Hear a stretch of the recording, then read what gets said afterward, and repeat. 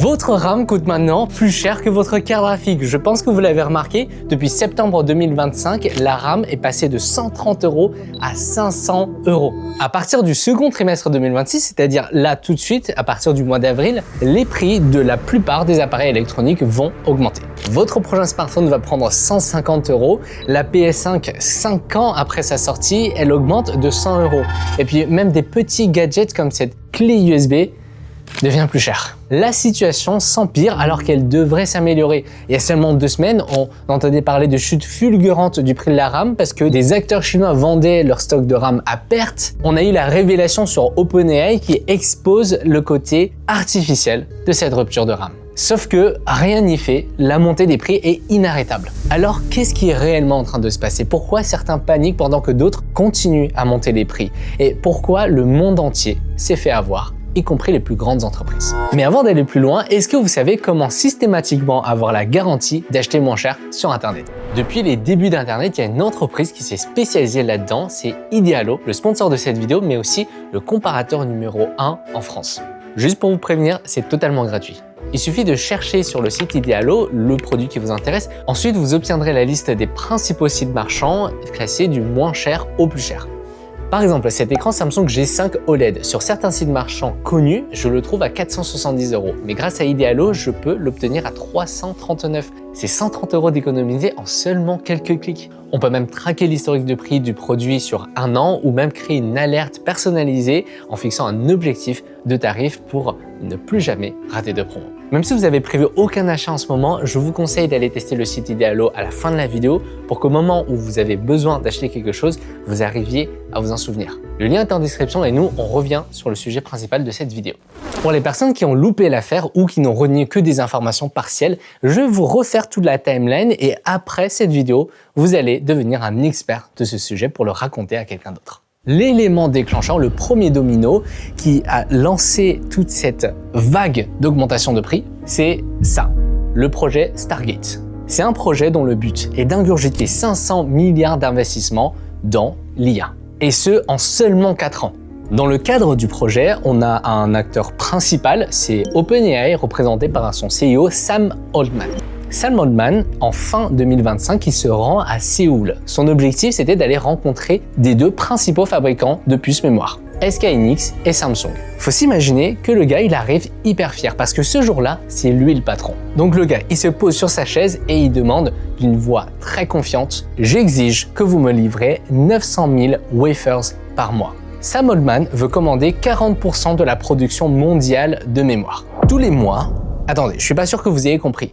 Sam Altman, il exige de commander, juste pour OpenAI, 40% de la production de mémoire mondiale dans le cadre du projet Stargate. Et c'est pas fini, je vous avais dit qu'il fallait dépenser 500 milliards de dollars. Sam Altman, il va voir une autre entreprise qui s'appelle Oracle et il lui dit « Je m'engage à dépenser 300 milliards de dollars en puissance de calcul sur les 5 prochaines années, qu'il va ensuite louer à OpenAI pour se faire plein d'argent. » Alors Oracle, hyper motivé, se lance tout de suite dans la construction de data centers qu'il prévoit après de louer à OpenAI pour se faire plein d'argent. Pour vous donner une idée de la puissance des data centers et de la consommation électrique qu'elles auront, il faudra littéralement 10 centrales nucléaires de grande taille pour les alimenter. Vous l'aurez compris, avec tous ces montants astronomiques et une deadline plutôt serrée, c'est à ce moment-là que le marché part en vrille. Samsung, SK hynix, Micron, les 3 grands fabricants qui détiennent 95% du marché de la mémoire, basculent massivement leur chaîne de production vers la HBM, un type de mémoire optimisé et dédié à l'IA qui se vend 3 à 5 fois plus cher que la RAM classique qu'on achète. Je reviendrai un petit peu plus tard sur la HBM. Un fait intéressant, déjà depuis octobre 2025, SK hynix annonçait que toute sa production de mémoire pour 2026 était déjà sold out. Et quelques semaines plus tard, c'est Micron qui confirme la même chose de leur côté. L'année 2026 n'a même pas commencé et ils ont déjà vendu toute leur production. Deuxième domino qui tombe, ce sont tous les autres géants de la tech. Sous la pression, ils se ruent vers la mémoire. Google, Amazon, Meta, Microsoft, ils commencent à paniquer et ils passent des commandes Open-Ended Orders, c'est-à-dire je prends tout ce que vous avez en stock, peu importe le prix final de vente. Parce que s'ils ne se plaçaient pas, la conséquence serait grave et n'auront pas assez de matériel pour concurrencer OpenAI. Troisième domino maintenant, ce sont les fabricants de PC grand public. Lenovo, le numéro 1 mondial, Ils annonçaient en fin 2025 qu'ils avaient un stock de mémoire 50% supérieur à la normale. Laurent de la Clergerie, le patron de LDLC, donc là ça vous parle un petit peu plus, en septembre 2025, dans une interview, il disait que LDLC ne serait pas impacté par la hausse des prix de la RAM parce qu'ils ont beaucoup stocké. Au contraire, c'est même avantageux puisque leur stock a pris énormément en valeur. Le quatrième et dernier domino, c'est la spéculation qui explose à tous les étages. Les distributeurs stockent, les scalpers achètent des palettes de RAM à but spéculatif. En Chine, certains grossistes avouent que les prix changent heure par heure. Vous vous en rendez compte? Il y a un échange que j'avais eu avec une marque de RAM qui m'avait particulièrement marqué et c'était en fin d'année dernière. Je lui avais demandé de me vendre de la RAM et pendant qu'on était en train de clôturer la vente, elle m'a soudainement dit un matin, on était un jeudi ou un vendredi matin, aujourd'hui on a reçu l'ordre de clôturer les ventes. J'ai jamais entendu ça. J'étais sur le point de commenter une bonne quantité de RAM et il me dit non, aujourd'hui je ne peux pas vendre. Mais qui fait ça? Après, en creusant un petit peu, elle m'explique que le lundi qui arrive, il y a une nouvelle augmentation de prix qui est prévue. Et je tiens à attirer votre attention sur les termes augmentation de prix prévue.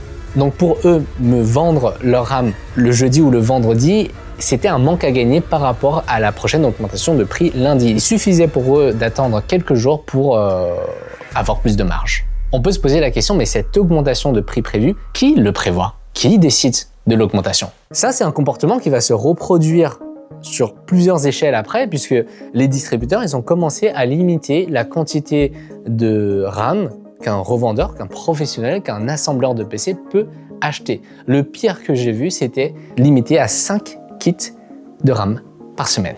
Qu'est-ce qu'une entreprise qui vend des PC, qui assemble des PC tous les jours peut faire avec 5 kits de RAM? C'est-à-dire, ils montent quoi? 5 PC par semaine. Le pire, c'est que c'est sur des stocks qu'ils ont soit déjà fabriqués ou soit déjà achetés. Donc on est purement dans la spéculation. Je pense qu'à ce moment-là, et mon équipe, parce que j'ai une marque de PC premium qui s'appelle Strafe PC, on s'est dit non, vas-y, on va garder la marge qu'on fait habituellement. Et si c'est de la RAM qu'on a déjà acheté avant la pénurie, ben on le vend au prix qu'elle était avant la pénurie. Mais je crois qu'on était les seuls cons à faire ça. Là, je vais récupérer votre attention sur un élément très important, c'est le coup de grâce en décembre 2025. Est-ce que vous savez ce qui se passe? On a Micron qui annonce la fin de leur marque grand public cruciale. 29 ans cette marque. Et je venais de faire une sponsor 3 semaines avant. Vraiment, ils m'ont même pas encore payé. Bon, au final, 4 mois plus tard, ils m'ont payé, mais fini. La marque terminée. On ferme. Pour se concentrer sur les clients entreprises et les clients IA. Là, vous devez vous dire, ok, donc il y a 3 grands acteurs sur le marché, il y en a un qui abandonne, qui délaisse complètement le marché des consommateurs. C'est une énorme part de marché qui se libère pour tous les autres, n'est-ce pas? Eh ben, le truc bizarre, c'est que ni Samsung, ni SK Hynix sont intéressés par le marché des consommateurs. Il n'y a personne pour venir combler les trous. Le retournement de situation va arriver tout de suite, parce que jusqu'à présent, tout le monde agit comme si OpenAI avait réellement passé commande tous les mois des 900 000 wafers. Tout le monde, sauf OpenAI. Parce qu'en réalité, ce que Sam Altman avait signé comme contrat ce jour-là, ce n'était pas un contrat de vente, mais une lettre d'intention. Une lettre d'intention, ça n'engage à rien, c'est du bullshit. Et d'ailleurs, c'est pour ça qu'OpenAI, en début 2026, ils sont revenus en arrière. Ils ont revu leur ambition à la baisse. Et donc, la quantité de wafers qu'ils sont prêts à acheter. Même Nvidia est revenu sur ces paroles. On a Jensen Huang qui a dit « ça n'a jamais été un engagement » pour parler des 100 milliards qu'il prévoyait d'investir dans OpenAI. Parce que ces 100 milliards sont finalement devenus 30 milliards, soit 70% de réduction sur l'investissement prévu. Mais attendez, c'est pas tout. Oracle aussi. Vous vous rappelez l'entreprise qui voulait construire des data centers alimentés par 10 centrales nucléaires? Eh ben, ils ont dit « on revoit les ambitions à la baisse » à cause des besoins changeants d'OpenAI. Bien joué Sam Altman, t'as réussi à faire passer le monde entier pour des cons. Par contre, les conséquences de tes actions sont irréversibles. Parce que ce coup de poker joué par OpenAI et les fabricants de mémoire, tout le monde y a cru, y compris les plus grandes entreprises. Donc, est-ce que la demande a vraiment explosé? Oui, mais est-ce qu'elle a explosé de façon naturelle? Non, elle était motivée par un élément déclencheur qui s'est finalement révélé faux. Sauf que si OpenAI peut revenir en arrière, ce ne sera pas le cas pour toutes les autres entreprises qui se sont engagées. Les entreprises qui ont passé commande en décembre 2025, elles ont signé de vrais contrats, c'est payé cash. Et c'est ça qui est à l'origine de l'augmentation des prix de nos appareils électroniques maintenant, en 2026. Regardez ce tableau. À partir du second trimestre 2026, pour un smartphone d'entrée de gamme, le coût de la mémoire par rapport au coût de fabrication du téléphone représente 54%. C'est insane, sachant qu'il y a une centaine d'autres pièces dans un téléphone, notamment le processeur, la caméra et l'écran, qui coûtent aussi très cher. La solution finale qui reste, c'est d'augmenter votre prix d'achat, d'augmenter le prix auprès du consommateur. Même si OpenAI n'a plus besoin d'autant de mémoire, les autres entreprises ont déjà payé le prix fort, elles ont déjà signé. Avant d'aborder notre point suivant, pour savoir si cette folie, cette augmentation de prix sera bientôt terminée, il faut que je vous présente notre ennemi commun, la HBM. Vous en entendez parler partout sur tous les articles, mais il n'y en a aucune qui a l'air d'avoir envie de vous expliquer ce que c'est.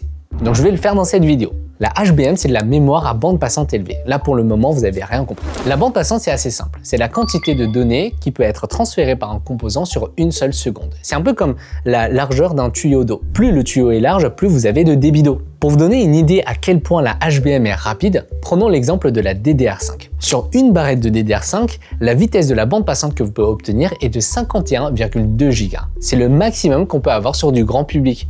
Bien sûr, si vous mettez en dual channel avec 2 ou 4 barrettes, on peut multiplier cette bande passante par 2. Mais vous allez halluciner quand je vais vous annoncer la bande passante de la HBM4. C'est 3300 Go par seconde.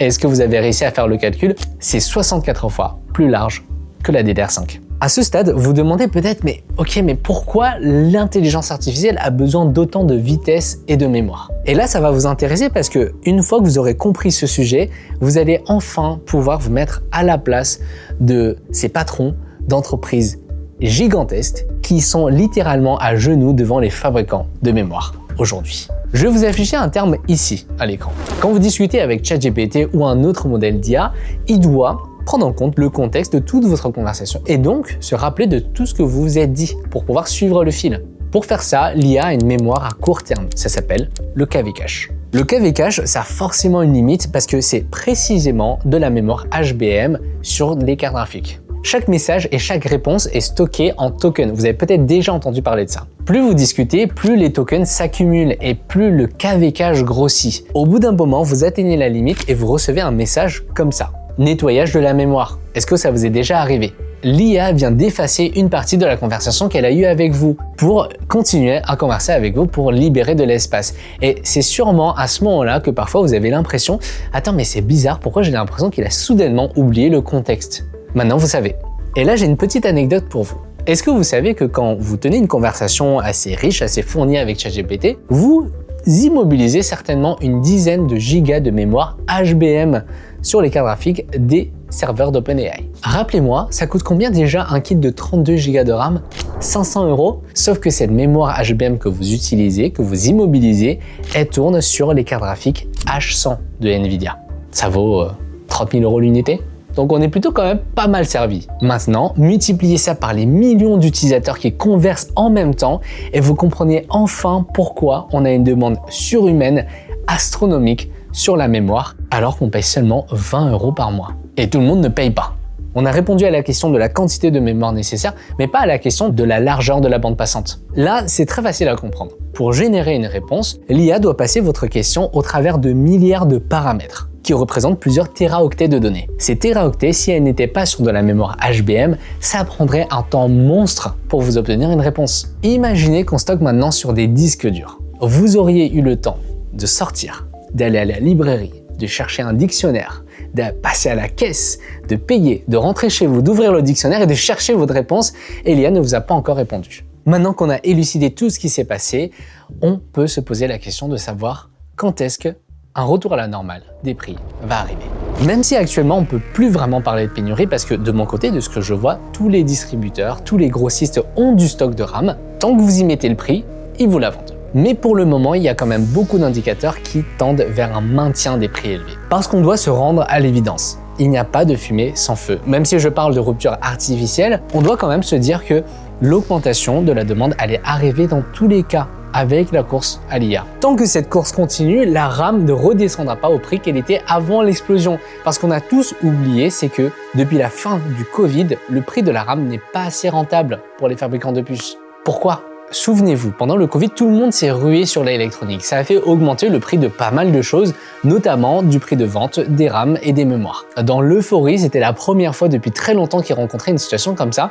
Ils se sont dit, ok les gars, on va augmenter le volume de production. Le problème, c'est qu'à la fin, entre guillemets, de la fête, parce que c'était bien la fête pour eux, ils ont été frappés par une chute de la demande très importante. Les fabricants se sont retrouvés avec 31 semaines de stock sous la main, pendant que personne ne voulait vraiment en acheter. Résultat, en avril 2023, Samsung affichait le pire trimestre qu'ils ont réalisé sur les 14 dernières années, moins 96% de bénéfices par rapport à l'exercice précédent. Pour redresser les prix, Samsung décide de couper la production. Mais ils ne sont pas les seuls à faire ça, puisque juste avant, il y avait déjà Kioxia, Micron, SK Hynix qui ont coupé les vannes et qui attendaient le grand frère Samsung pour qu'il y ait vraiment un impact notable sur le marché. Après le cauchemar de 2022-2023, ils ont retenu une leçon collective. C'est une leçon qui nous impacte aujourd'hui même. C'est l'idée que face à une augmentation de la demande, le comportement qu'il faut avoir, ce n'est pas une augmentation de la production, mais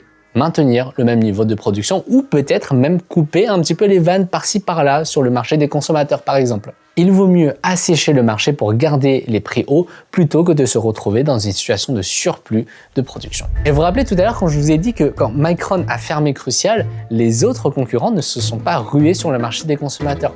Eh bien, c'est le comportement qu'ils adoptent maintenant. Dans d'autres marchés, ce genre de comportement n'aurait pas fonctionné, puisque les concurrents vont se ruer sur la part de marché qui se libère. Mais sur le marché de la mémoire, on a un comportement qui est ultra sage. Certains parlent même d'oligarchie concentrée pour ne pas dire monopole, puisqu'on a seulement 3 acteurs qui détiennent 95% du marché et qui sont très gentils entre eux. Mais tout n'est pas perdu d'avance, on a quand même une once d'espoir et d'ailleurs on a eu 2 événements récemment qui ont tiré le prix de la RAM vers le bas, même si ça n'a pas duré très longtemps. Le marché du PC fixe a baissé de 50%. Il y a 50% de demandes d'achat en moins. Il y a par exemple Mindfactory qui a partagé leurs données, leurs statistiques de vente et n'ont jamais eu aussi peu de processeurs vendus sur un mois de février.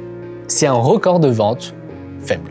Grâce à ça, entre guillemets, on a pu voir à partir de février qu'il y avait des remises par-ci par-là effectuées par Corsair, par Lexar pour de la RAM 32Go DDR5 à 350 €. C'est déjà un petit peu moins que les 500 €. Il faut savoir que cette baisse, elle impacte aussi bien Strafe PC, ma marque de PC premium, que d'autres gros acteurs du marché. C'est la même chose pour tout le monde. Pour compenser, il y a quand même des intégrateurs, des assembleurs qui commencent à mettre du 16 Go dans une config à 2500 €, qui commencent à mettre des cartes mères qui sont totalement à poil. On voit même pas les shields pour protéger la VRM.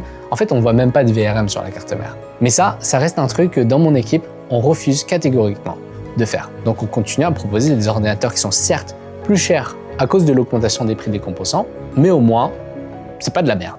Donc cette baisse de la demande, ça a fait quand même réfléchir certains, notamment des acteurs en Chine qui ont commencé à paniquer et à revendre leur stock de RAM acheté au prix d'or en dessous de leur prix d'achat, sauf qu'en Europe, on n'a pas ce niveau de concurrence et donc les distributeurs tiennent bon sur leur prix. Le deuxième événement, c'est celui qui nous a donné le plus d'espoir, c'est TurboCant.